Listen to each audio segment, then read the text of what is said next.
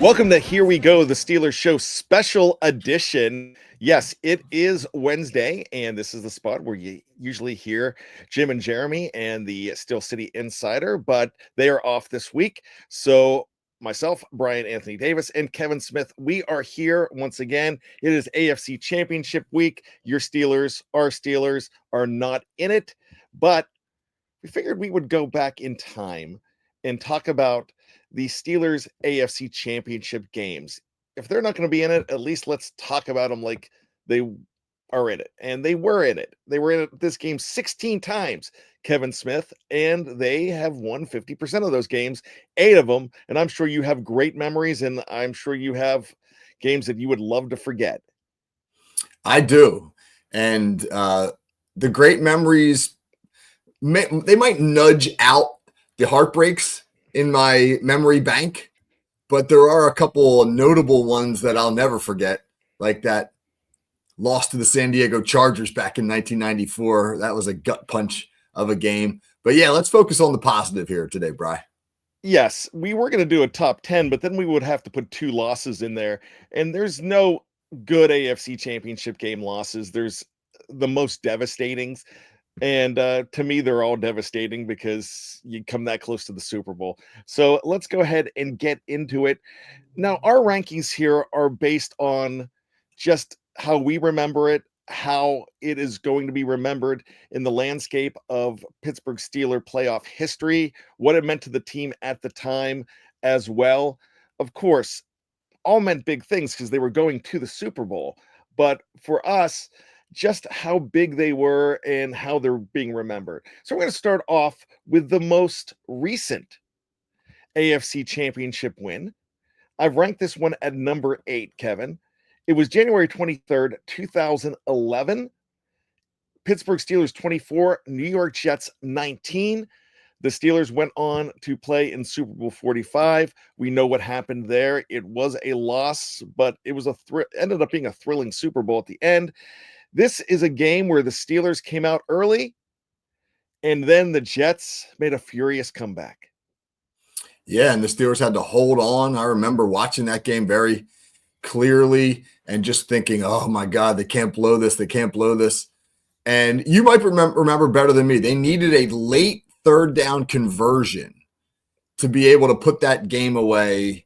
And Ben Roethlisberger hit, I want to say Jericho Cotchery, the former Jet, but I might be wrong about that, on a big third down conversion pass to really kind of salt that game away. But that was a nerve-wracking one. That was not an enjoyable game because like that was one of those games where you're like, hey, you really think the Steelers are going to win. They get out to the great start, and then it starts to feel like it's slipping away. In some ways, it was reminiscent of that 94 AFC Championship against the Chargers where you just thought, they're going to roll through this one onto the Super Bowl, and ultimately obviously lost that one, but they did manage to hold on against the Jets. It was a 14-yard completion, and for the second week in a row, it was rookie Antonio Brown. Oh, okay. It was Antonio Brown. All right. Yes, the week before was the helmet catch against the Baltimore Ravens, but yes, that was what iced it. And this game is most notably, it's not in the stat sheets, but this is notable for the fact Maurkice Pouncey went down. Rookie Maurkice Pouncey went down in this game, and I think Maurkice Pouncey was one of the chief reasons why the Steelers lost in the Super Bowl, not being there against the Green Bay Packers. But that's for alternate universes. I got to tell you a real quick story about the week before the Antonio Brown helmet catch. My wife and I had built a new house, and we were having a housewarming party that night. Right, that night it was poor planning on my part. Right, I guess I didn't know the Steelers playoff game was going to fall that night. So I had friends, family, new neighbors, lots of probably 50 people at our house as that playoff game was going on. And Bryan, I may have indulged in some of the liquid entertainment that was available at that party. And when Antonio Brown made that catch, I literally jumped up on the island in the middle of our kitchen. I was like, that guy's a legend. And I just started, my wife was like, honey, can you please get off of the island? You're embarrassing yourself. the neighbors that understood football, they stayed Hey, for the rest of their lives, right? and I had made great friends, or I never talked to those people again. You know, one or the other. Hey, that's how you weed them out. So I like that. That's usually a Bryan story. I love that. That's awesome. Let's go to number 7 here. January 4th, 1976.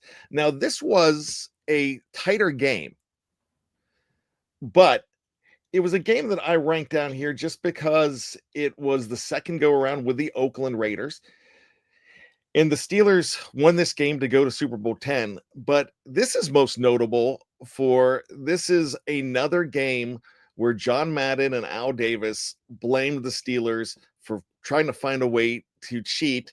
And they claimed that the Steelers iced down the field before this game. But receivers were slipping and sliding on icy concrete, basically, because that's what that AstroTurf was back in 1976. And it was kind of an ugly game, and the Steelers eked it out.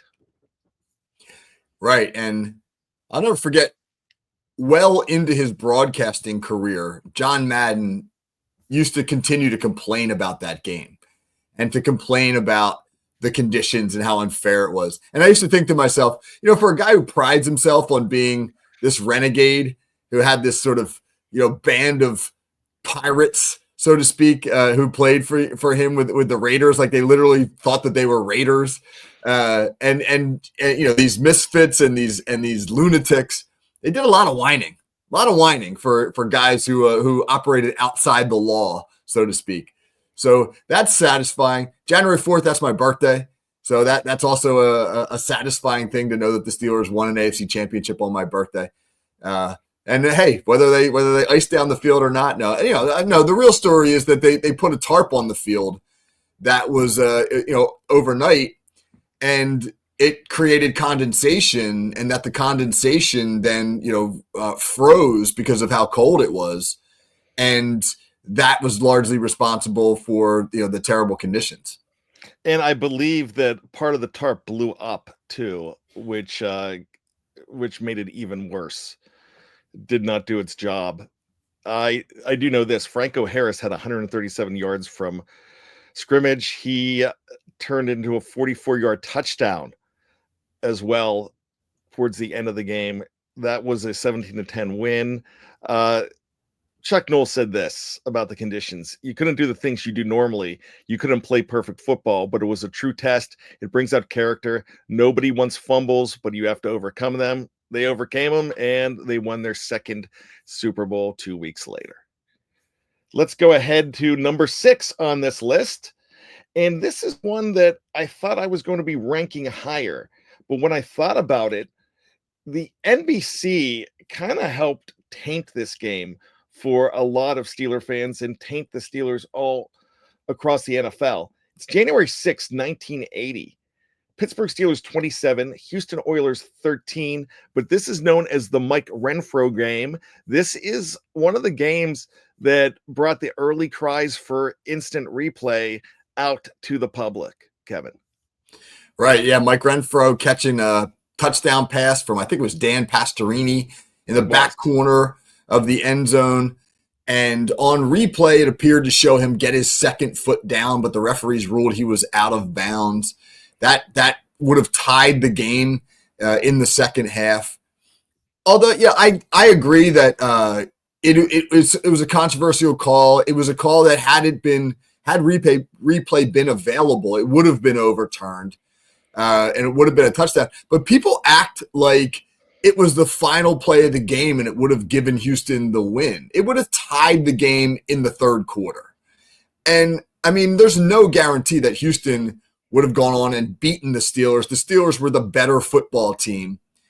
If you were a betting man, the odds were probably still pretty heavy that the Steelers were going to win. So that while the call was wrong and replay definitely would have overturned it, it wasn't a guarantee by any stretch of the imagination that Houston would have gone on to win that Super Bowl. And they act like, I mean, Bum Phillips in the aftermath cried about that over and over. He had that famous quote where he was like, 2 years ago, we knocked on the door. Last year, we banged on the door. This year, we're going to kick the door down. All that that garbage that he was into. Bottom line, man, Steelers won the football game.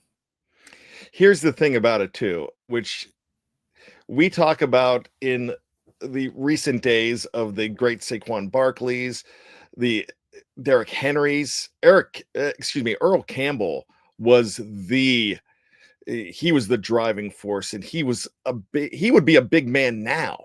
He was revolutionary back then, even bigger than what Franco Harris was. And he helped destroy the Steelers a lot. They played him twice a year.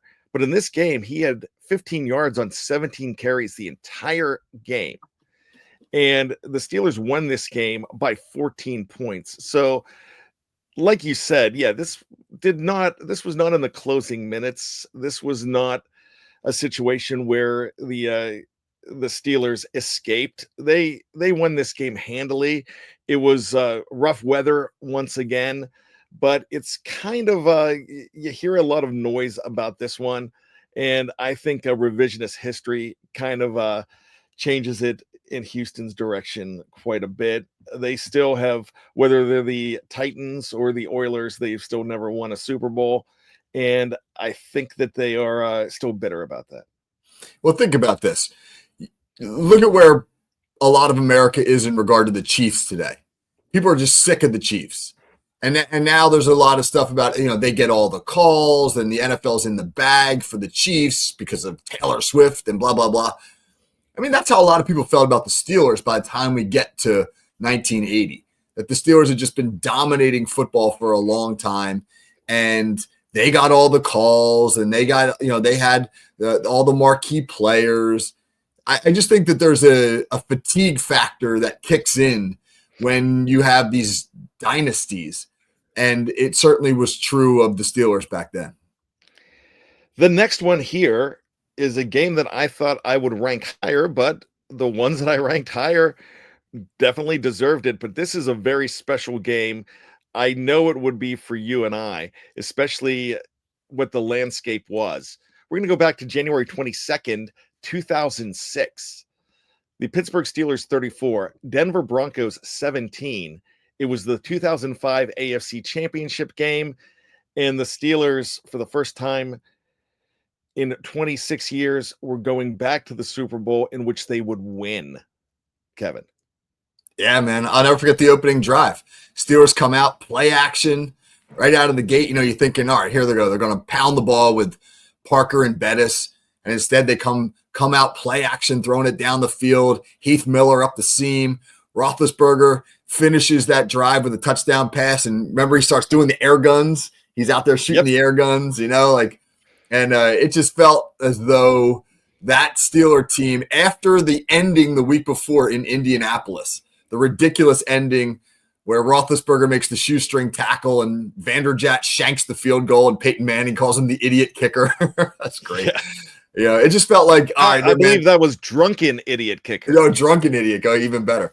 It just felt like the Steelers were not going to be stopped in Denver. No, Joey Porter did the salute to the crowd after a sack. There is so many great things in that game. 34-17. Now, this was the game was not that close. I can tell you, the Steelers right away, I believe they had a 10-0 lead, and then next thing you know, it's 17-3. They were off and running. It was never in doubt. One of the few AFC Championship games that I've ever watched, Kevin, where I sat back and said, they have this. Yeah, I'm never a they have this fan, but I felt pretty good about that one. Just the way everything was going, it just felt right. And I'm not either. You don't celebrate until there's zeros on the clock, but it just seemed right at the time. Let's go ahead and take a break. We'll be back right after this to finish this up. It is a special edition, an AFC Championship Game Steeler Memory Edition of Here We Go, the Steelers Show. We'll be right back after this.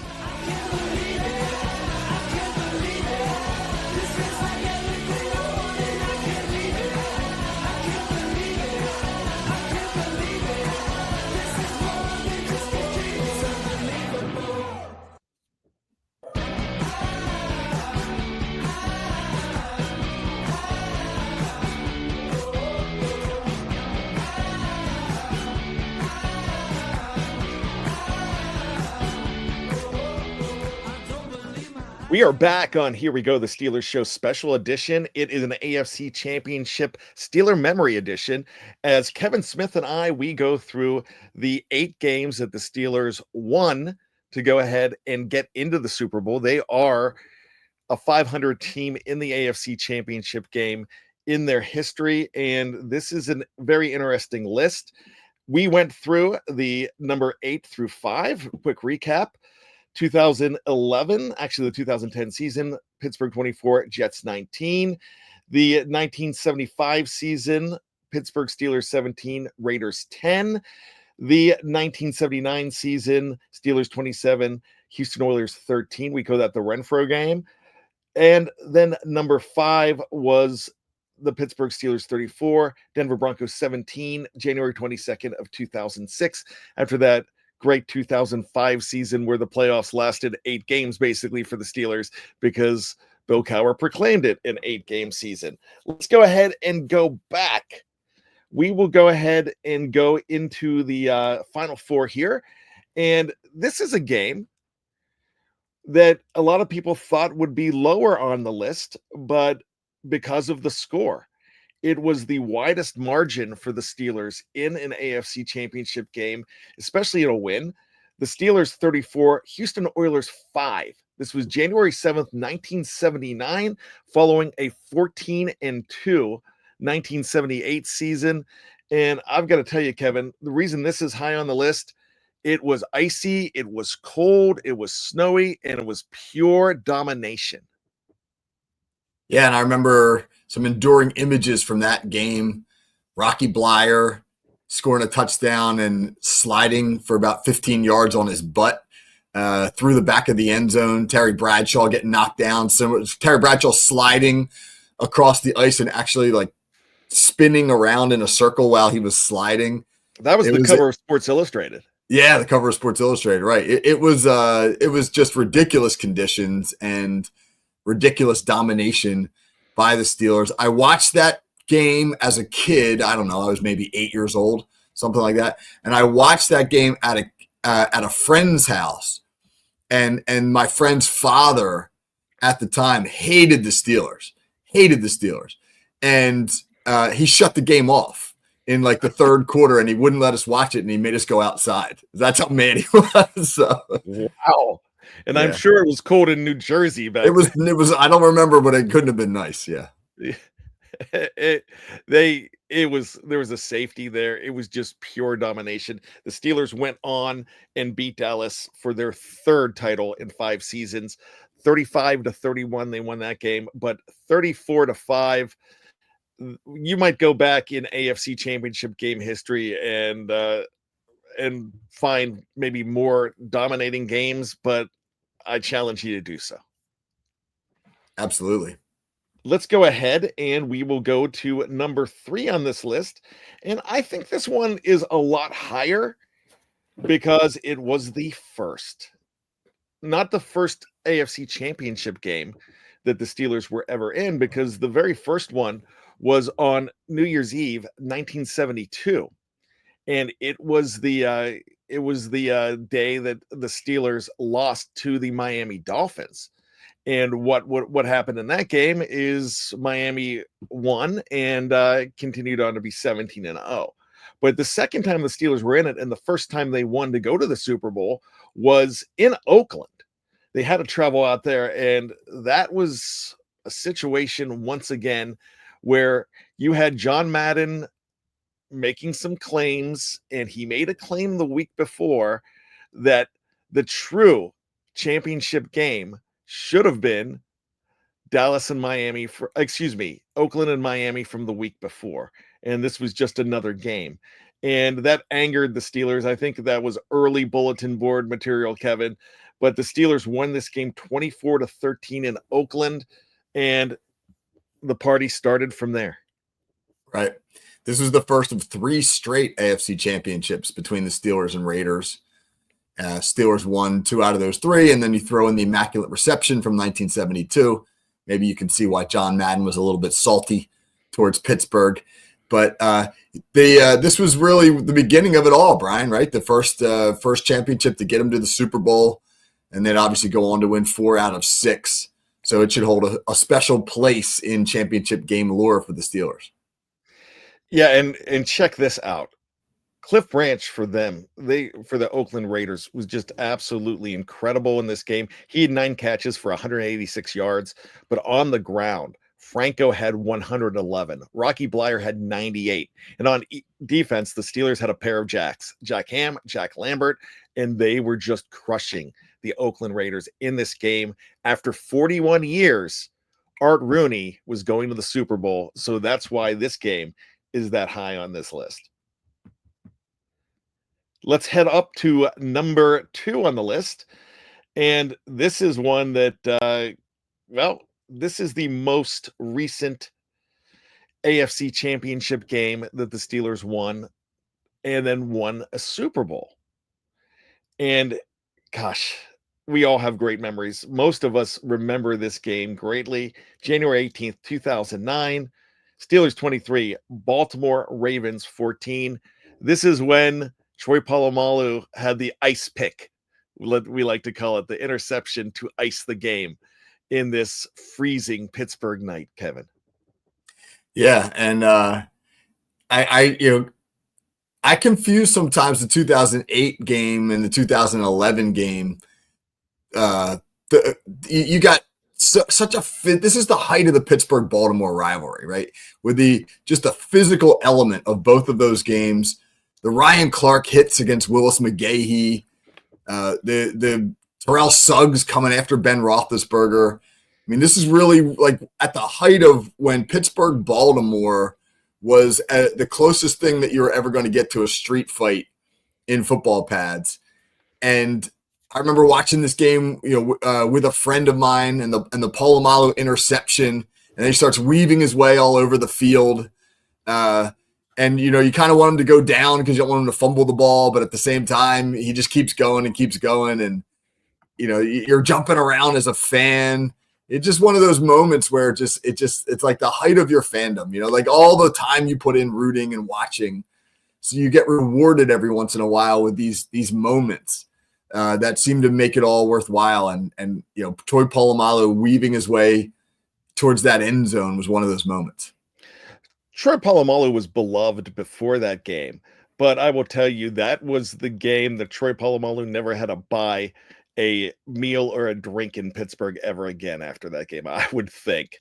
Now, I have a great memory of Troy Polamalu that wasn't so great because we were downstairs. We had some people upstairs, including my wife was upstairs. And I walked up and I said, "Hey, they've got the lead. They're like, you were yelling. You guys were crazy." I'm like, "Yeah, I just got punched in the face." And they're like, "What?" Well, we had what I equate to a World Series celebration on the mound. And I was in there and somebody must have caught me with a fist or an elbow. And I know it wasn't intentional, but I got knocked down, got back up like Corbin Burnson in Major League. Actually, yeah, he threw the punch, but like Charlie Sheen in Major League, who got back up and we were like hugging, and yeah, I got clocked, but it didn't matter because the Steelers were going to the Super Bowl and they beat the Baltimore Ravens. Oh, it was just so special, Kevin. I would never ever forget that game. That was the last time that an AFC championship would net a Super Bowl. Fantastic time. Yeah, and you couldn't play those football games anymore, man. The NFL, probably in part because of the Pittsburgh-Baltimore rivalry and how physical it was, has obviously changed some things in the way that the game is called now. The hit on a defenseless receiver, the quarterback rules, etc. I think stem to some degree from Pittsburgh-Baltimore. I will tell you this, there's one negative of this game that was actually kind of funny for the Steelers. Limas Swede dropped a ball and pretended to be hurt. Yeah, I remember that. I will never forget that. He's lucky they won that game because he would have been scapegoated like crazy. The Steelers need to stop issuing number 14 to wide receivers. Yeah. It just feels like it comes with issues. Yeah, you know what? In a way, I would say they need to stop issuing 14, and they also need to stop issuing number 10 to anybody. I just think number 10 invites some invite some things as well. Because even though Santonio caught that great ball 2 weeks later after this game, he had some times in Pittsburgh, and he had an exit from Pittsburgh that wasn't quite pretty. Of course, Martavis Bryant, the Cordell Stewart's time in Pittsburgh was crazy as well. We all remember Mitch Trubisky. So let's go ahead and move on. A very happy game that almost wasn't. I have amazing memories of this game as well. It's January 14th, 1996. Three Rivers Stadium. The Steelers welcoming in another Harbaugh. Now, we just talked at number 2. It was John Harbaugh. This time it's Jim Harbaugh as the quarterback of the Indianapolis Colts. And this went down to the end. The Steelers were losing in this game in the fourth quarter.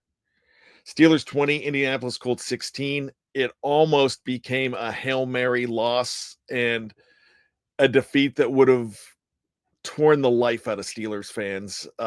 It would have been very bad. I think there would have been a wellness check on me if they would have lost this game. But Kevin, let's talk about one of the greatest games in Steeler playoff history. You're right. That Hail Mary, that ball seemed to hang up in the air forever. And then you couldn't tell right away whether it hit the ground or not. I mean, it just was, yes, a moment where your heart seemed to stop. My memories of that game really are superseded by the week before, where a group of my buddies and I pilgrimaged out to Pittsburgh for the divisional round game against the Buffalo Bills. And the Steelers rolled the Bills. And then the blizzard of 96 hit. And we were trapped on the Pennsylvania Turnpike trying to make it back to New Jersey. We actually got escorted off the Turnpike by the National Guard as they were shutting down the road. 5 of us had to cram ourselves into one crappy hotel room somewhere near Hershey, Pennsylvania, with vending machine food.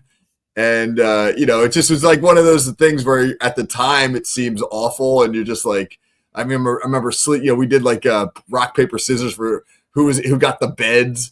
And I was like the odd man out. I remember sleeping in, like rolled up blankets on the floor. But hey, man, the Steelers had won, and they were going to the AFC Championship game, and it was all good. And now you look back on that and you're like, oh, that was a great time. So that game was so funny because there were things that happened in that game. And when I say funny, so crazy, because the Colts dropped an interception of Neil O'Donnell in that game late. Then you had the long bomb to Ernie Mills. Bam Morris punches it in. It was just it was something else. But when there were zeros on the clock, it was the first time as an adult that I was going to see the Steelers in the Super Bowl. I was probably about 22, 23 years old at the time. And I was in happy tears. And then my tears became even worse as somebody dumped champagne on my head in celebration. And I've never had a champagne bath before. And I'm like, wow, that burns. But just like the punch in the face in the other game we just talked about, it hurts so good, Kevin. Man, championships are hazardous to you, Brian. They really are. It's and unfortunately all this stuff is true. but that's a good hurt, because it was you don't mind when you're getting a champagne shower, and I've never had champagne dumped on my head. And my friends and the people, I was actually at a Dallas Cowboys house where we were going to watch the late game, which was the Cowboys, and they were celebrating me in this moment. And so I was honored to get the champagne shower. Yeah. You know what else I remember about that too is the 5 of us that week before crammed into that little hotel room watching the Chiefs Colts game in Kansas City. and the Chiefs were the favorite. And had they won, the Steelers would have had to have gone out to Kansas City for that AFC Championship game. But the Colts pulled off the upset. 5 of us in a little crappy hotel room during a blizzard, screaming and yelling like lunatics, rooting for the Indianapolis Colts. Yeah, that was a great memory as well. I was not crammed in a hotel room, but I would have been there right with you, Kevin. But I'm so glad to be right with you here talking about these games. This was absolutely a lot of fun. Sure, the Steelers are not in the AFC Championship game this weekend, but we do have these great memories. And with the internet and with streaming, you can find all these games online. And I had a chance before, just over the past years, to watch these games, and I'm going to pull out that 1996 game once again, because I've got to relive that, but make sure that there's no champagne in the house, Kevin. Sounds like a plan, Brian. I can't wait till the next one. There's going to be one eventually, right? We're going to have another one of these celebrations eventually. So I'll send you the champagne in the mail. Well, you know what? I think if it gets to that point, we need to have an entire Steel Curtain Network, Fans First Sports Network get together with about 60 of us in a room. All right. Let's do it, man. Let's put it on the calendar for next year. Challenge accepted. Yes, I would love it. So here we go, the Steelers Show. This was a special edition. Thanks for listening. Make sure you stick with us for all of your Pittsburgh Steeler needs, with all of the happenings, everything that's going on, and also stick with Fans First Sports Network for everything that you want to hear about these AFC Championship games and the road to the Super Bowl. For Kevin Smith, my name is Bryan Anthony Davis. This has been Here We Go, the Steelers Show, a special AFC Championship game edition. And as always, we ask you to do one thing: keep your feet on the ground. Keep reaching for those hypocycloids.